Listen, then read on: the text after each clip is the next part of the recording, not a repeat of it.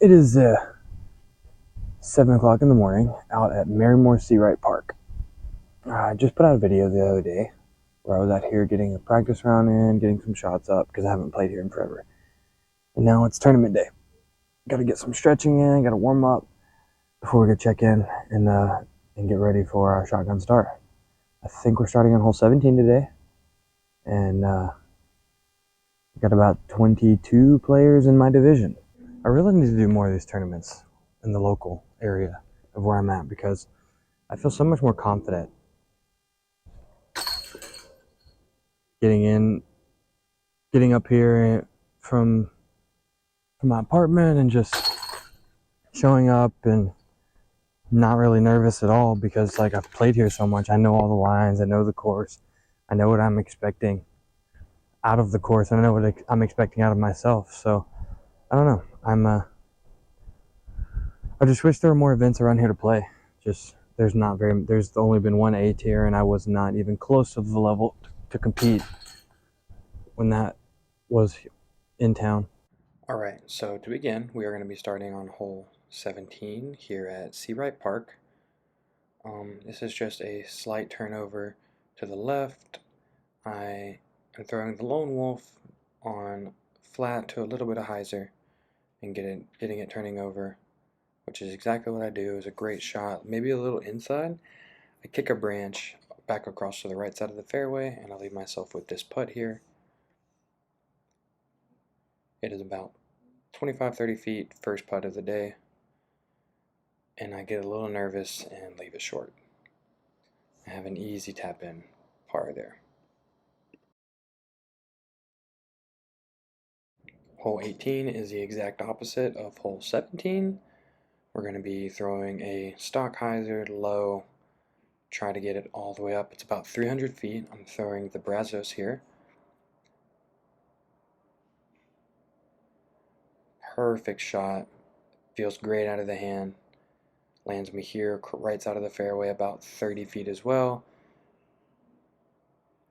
And I'll do the same mistake and just leave it short and right. This leaves me with about a 20-foot putt straddled out. I feel really confident with these putts here. Just tap it in. Hole 1, 300 feet down the hill and to the right. Plays more like 275. You just want to miss this first tree in the fairway, and that's exactly what I do, but I just leave my shot on a little too much hyzer, which puts me in a bush here. I have no look, so I just pitch out for an easy drop in, tap in par here. Hole 2, 280-foot tunnel shot here. Basket's just straight ahead. What I don't want to do is pull it left or leave it early right.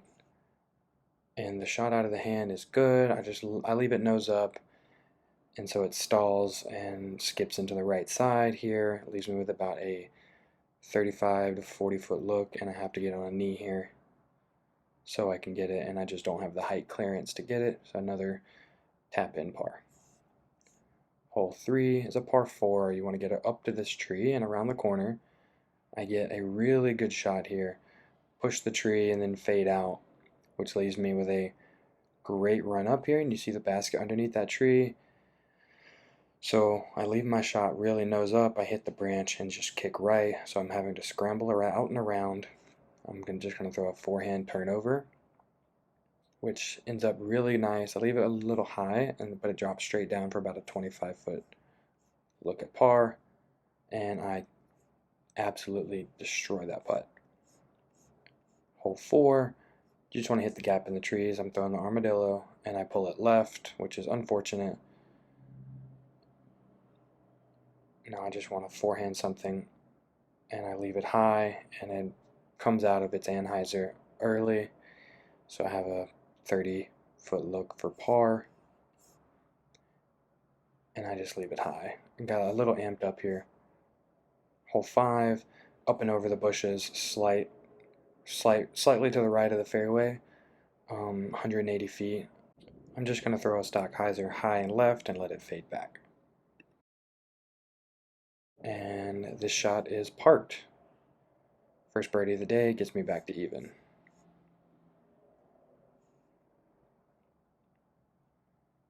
Hole 6 is a very interesting hole here.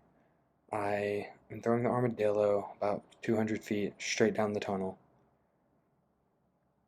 And I just leave it a little inside and it's going to fade off to the right.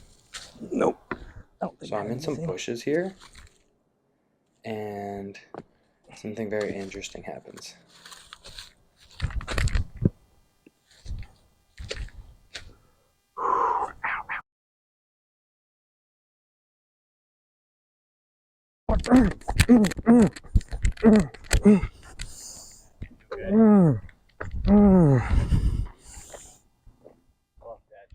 So I was attacked by a nest of angry yellow jackets, which are similar to bees. I got stung 4 times and it was very painful, but I ended up making the putt anyway for a birdie. Here's hole 7, a long turnover shot about 250 feet. I'm throwing the Lone Wolf again, which leaves me with about a 50-foot look. So I step it, try to leave it left, and I just tap in for par. I missed the tee shot on 8, which is a long tunnel shot, about 225, 230 feet, similar to hole 2. I leave it right again, and I have a putt on the left side of this big tree for birdie. And I just leave it left, so I go out and tap it in for par. I missed the tee shot on hole 9 again, but I end up here on the short left side of the basket, about 60 or so feet, and I just leave that shot out to the left, but I end up making the putt. For some reason, my GoPro was not picking up my shots, but hole 10, I got an easy par, just a chip shot and then an approach, tap in par. Hole 11, straight shot with a ending on the right, easy drop in birdie because it was parked. Hole 12 is the second par 4. I try to throw a turnover here and I just leave it a little far outside because you want to make it through that first line of trees, which leaves me with this shot here. I'm trying to sneak it through the trees. I hit a tree on the left and bounce back to the right. So I try to sneak one through there and just leave it inside, which leaves me right behind this tree.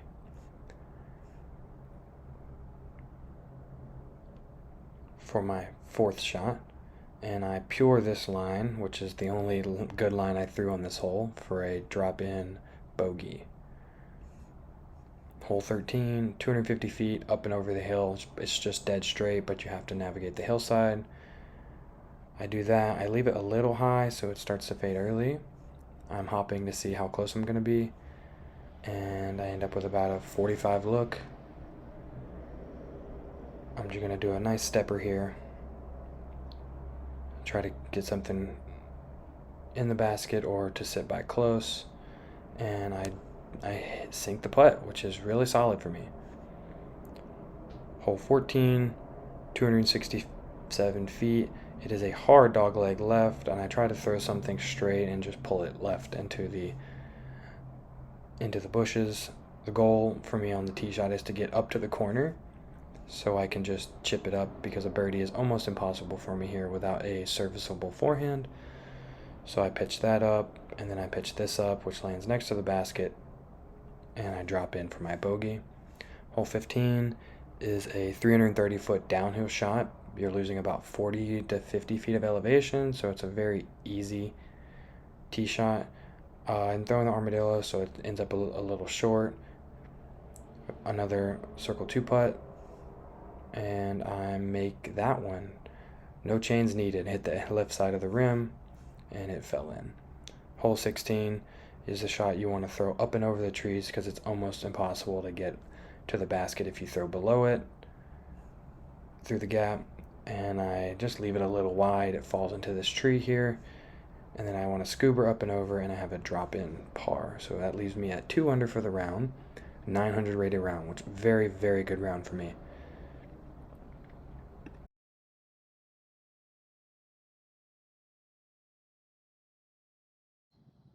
All right, so here's the start of round 2. We are starting on hole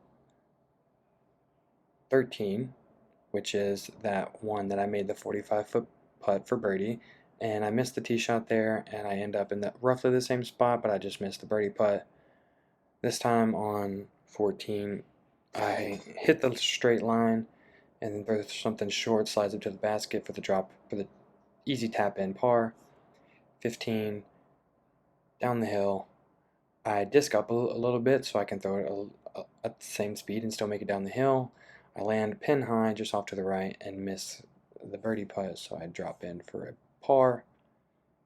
Hole 16, I make the correction I need here on the up and over shot, and I have this 30 footer for birdie, and I drain it. So we are now 1 under through 4. And here is where the woes begin. Hole 17, I parred it the first time. I want to run the same line, and I just leave it off to the right. My disc sneaks through, which leaves me with this easy look here, and I just get in my own head. So now I have a 35 footer, which I leave it high for my first bogey of the round. Back to even. Hole 18, I want to give myself the same look I did the first round, across the fairway, pin high, and I just pull it to the left so it hits a tree and drops down here. So I'm leaving myself with a look here. I try to throw something up and over, and I leave it short. Bad look, so I have to straddle out. The only line I have is to try to take like an angled hyzer line. Didn't work out for me, so 2 bogeys in a row. We're going to try to get back on the birdie train here. Hole 1, just want to miss the tree on the right side and hyzer in, and I do exactly what I didn't want to do, and I hit that first tree. The wind had picked up this round, so it was playing a much bigger factor on the open shots and the shorter holes, so I ended up dropping in for par there. Just a little interjection here. So, for some reason, all of my videos from hole 1 up until hole 10 were in time-lapse mode. So they were only like 2 seconds long. And over that span, I ended up getting a bogey on hole 2, a bogey on hole 3, a bogey on hole 6 and 7, as well as 9. So you guys last saw me at hole 1 where I was 1 over. I proceeded to then bogey 5 of the next 8 holes. And yeah, those are the really short holes that should be pretty much guaranteed birdies and or pars, and it just wasn't falling for me that day, for that round. But here's the last 3 holes, 10, 11, and 12. We are now on hole 10. I want to throw the same line I threw the first round, the turnover along the right side, and I just hit it into the tree. It sneaks through, and because it's so understable that it just kind of slowly fades to the ground, so what I want to do is throw a forehand along the right side of this center tree in the fairway, and that's exactly what I do. It unfortunately slides a little long, so I leave myself with a 25-foot par putt here, and this basket had a force field because everyone on my card missed their par putts as well, so I have a 10-foot tap in for bogey. Hole 12, same shot as earlier, just want to throw it to the left and let it fade out, and the wind caught it and just stalled it, and I missed my 15-foot birdie putt. Here I actually have a really good shot off the tee on hole 12, but it fades a little late. I just want to get up and down for par because I don't have a line all the way to the basket from here. Just trying to save my round because it's not going well. It ends up skipping to the right. I don't really have a look here, so I just slide it up to the basket and then drop in for a par on hole 12. So now we are here post-tournament. We are home, we've gotten some dinner, and we've relaxed a little bit.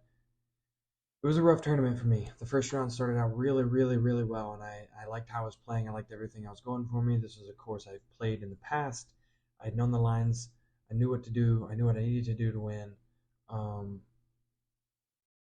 It just so happened that the second round, nothing was going my way. My drives just weren't there. I couldn't get into a rhythm putting. It just overall was not a good round for me, but that's okay. We're still on a journey to learn, and that's what we're gonna do the best we can to do.